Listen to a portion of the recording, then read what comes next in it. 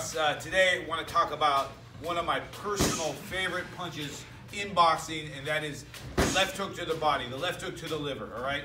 Now, I think one thing that Outlaws fighters in my gym are known for is having good liver shots, and when I used to compete, mine wasn't that bad either, and it's absolutely my favorite shot because of how devastating it is. Now, on your right side, right where your ribs start and kind of up into it is a giant organ, your liver, all right? And it's a very vital organ. And guess what? Your organ does not like getting hit. It doesn't like blunt force trauma. So it has, when you land on somebody's liver, you have the ability to get them out of there with one single shot that is kind of unique to other body shots, all right? It's just very, very hard to recover from that shot, and it is absolutely devastating and painful. Often I'll be asked, hey, what's it like getting hit in the head? And I go, well, it's not good. You know, your body knows that it's something that you don't want to let happen again, and it tells you that. But it doesn't tell you via pain. The liver shot, on the other hand, it hurts. It hurts like you can't believe. And your first time taking that shot is an eye-opening and scary at times. So like I said, the liver, it's right where that rib ends and up and protected by that. So it's kind of inside the rib cage. So when you go for this shot, now it's a left hook, right? So you're going to be coming from that side. But what you want to do is you want to come in parallel with the ground, and then you want to start to drive your fist up into the organs, into the guts, visceral as it lands. So it's into the rib and then up when you throw that shot. So it has this somewhat upward trajectory, all right? It's a big organ also, so no one piece of defense from my opponent is going to protect him all the time. If Jake is defending wide, where I can't land that shot, well, I can come in with a more narrow punch and have success. If he's defending narrow, I can come with a more wide shot and have success. So you always have the ability to get that shot off also, all right? And you know what? You're going to land this shot a couple times, and they're going to be keeping their elbow in because of how painful it is, and that's going to give you opportunities to land shots elsewhere, like to the head with the left hook.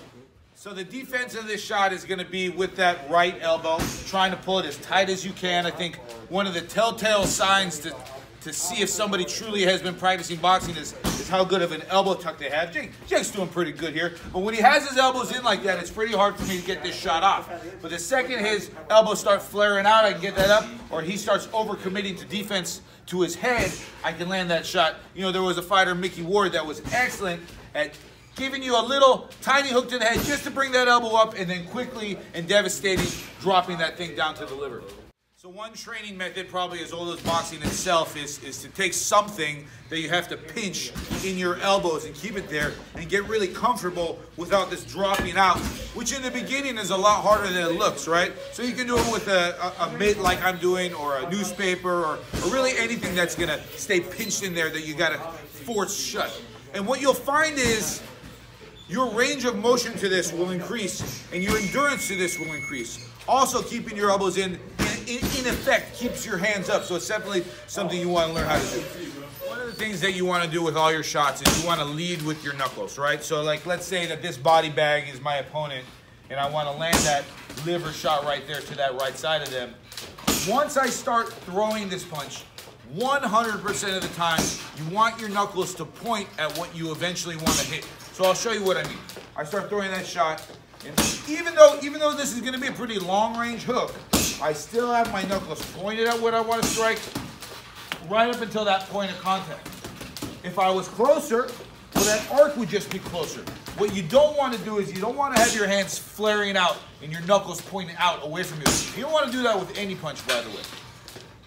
Now, the classic way to throw this shot is to have your thumb up, and like I said, come in and scoop up.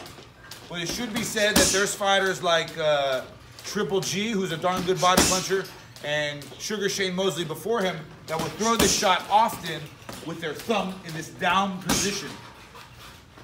Still, what remains true though is that your knuckles point at what you want to strike 100% of the time. Now, let me put this other glove on, show you some real-time punches. Let's see if old coach still has it in him. All right, so you know, for close range, mid-range, long range, this shot can be effective at all those places. I'm going to shoot like a mid-range shot right now. and I'm in position. I'm gonna step in, I'm gonna change my level because that's what I do with body shots. And then I'm gonna drop that thunder, baby.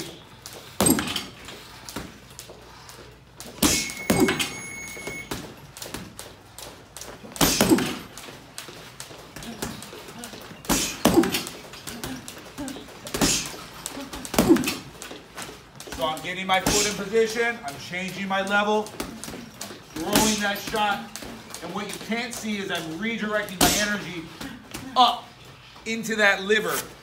If this guy had liver, shit, if he had a heart. Anyways, practice it. Like and subscribe. Like and subscribe.